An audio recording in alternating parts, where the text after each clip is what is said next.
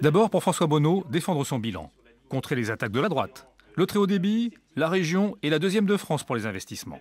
Le patrimoine touristique, pas de Puy-du-Fou certes, mais la Loire à vélo qui attire 1 million de touristes chaque année, etc. etc. Ensuite, contre-attaquer.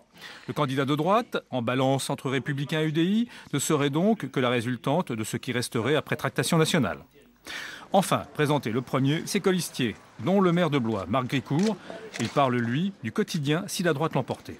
Beaucoup d'associations ces dernières années ont pu continuer à porter leur mission grâce aux emplois portés par la région, les CAPASSO.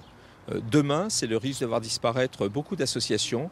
Vous ne pourrez plus emmener votre enfant sur des activités loisirs le mercredi après-midi, sur des activités sportives ou culturelles. Ça, c'est un enjeu premier de la vie de tous les jours.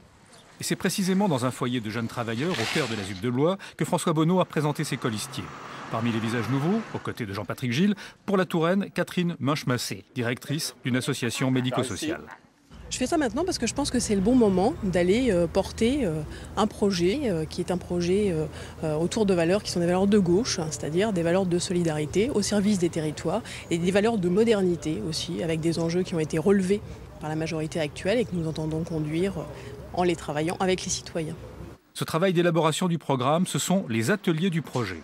La rencontre sur tout le territoire des habitants pour qu'ils puissent à la fois partager tout ce que nous avons fait, nous dire ce qu'ils apprécient, nous dire ce qu'ils souhaitent en plus, mais aussi pour regarder 2020 ensemble et fixer les nouveaux caps. Dès septembre, nous entrerons dans une présentation d'un projet politique d'action, d'un programme qui aura été le fruit de ces concertations, de ces dialogues, de cette élaboration participative, une démocratie qui va donner toute sa place aux citoyens.